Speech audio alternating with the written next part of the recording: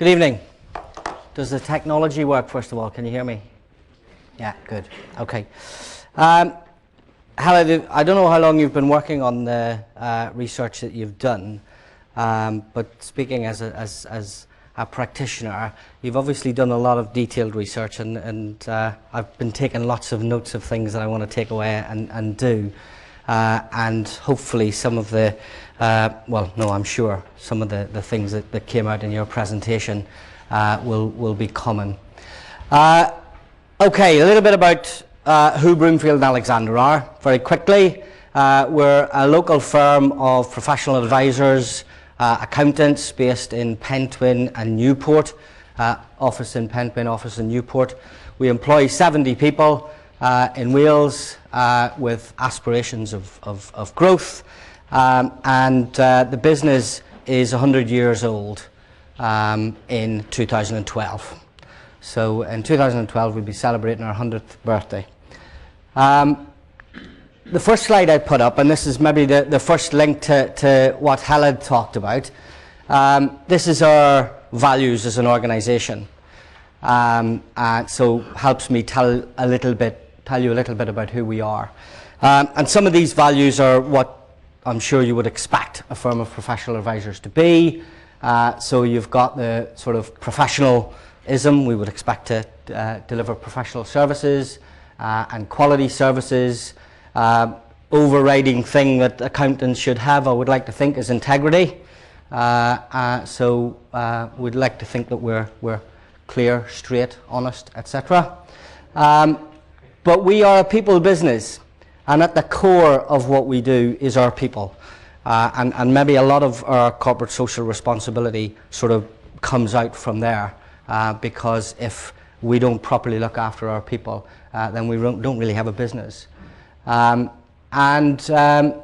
This bit is about us wanting to be maybe different from the traditional accountants and trying to be a bit innovative with the clients that we service and so forth.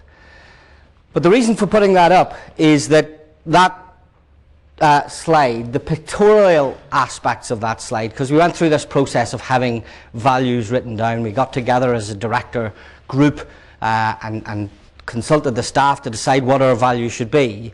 And we had them listed up for a number of years, and people didn't really take notice of them until we give them this sort of the picture, so that the values, I think, are a bit more easy to understand if you've got something that symbolises them. And so throughout the office we've got little pictures of our values throughout the office to remind people what it is that our values are.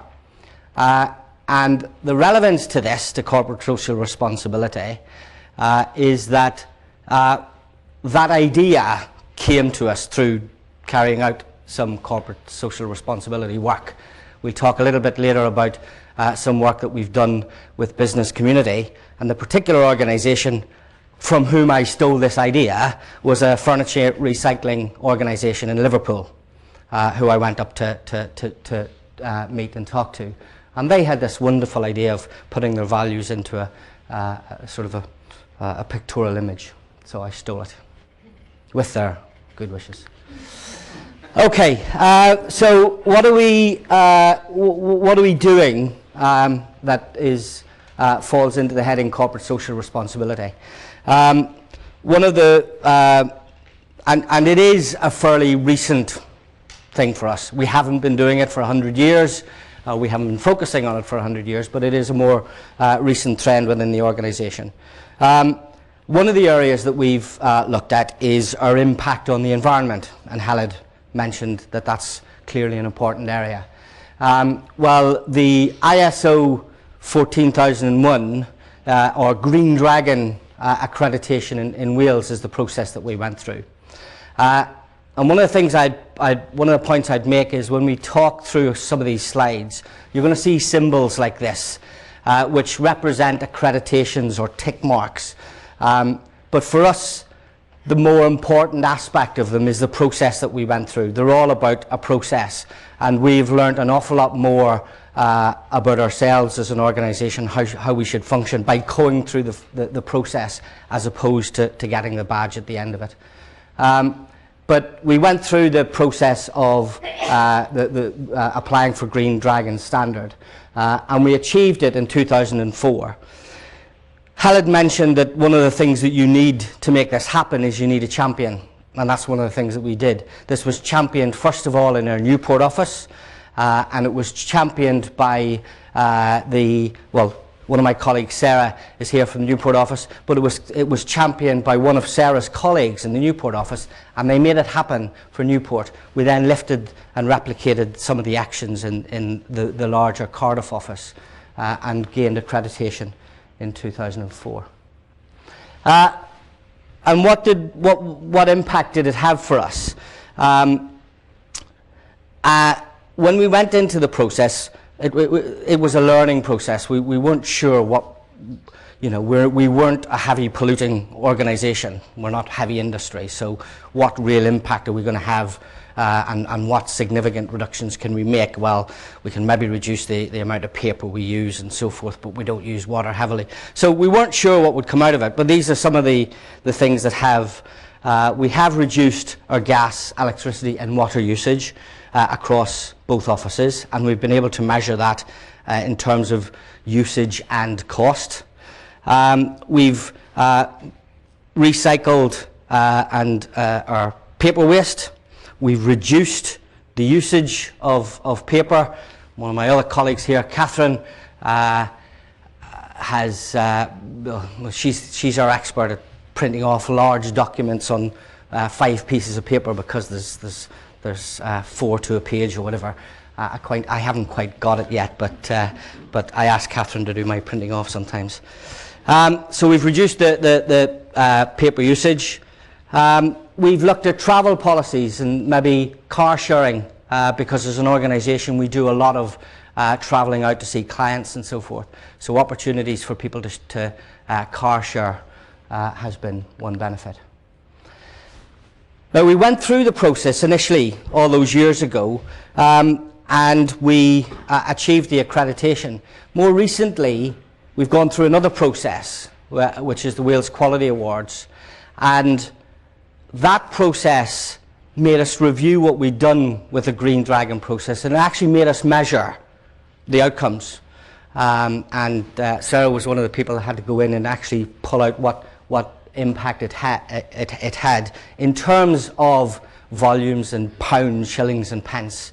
Some of the ways that we've reduced our carbon footprint.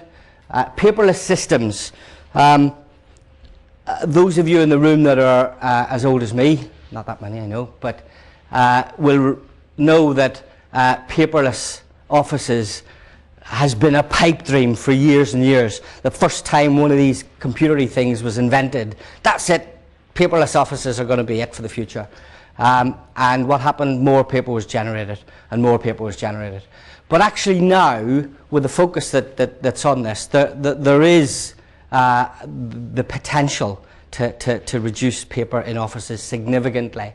A couple of things that we have done as an organisation: we carry out audits, we do people's accounts, and we produce large files of documents.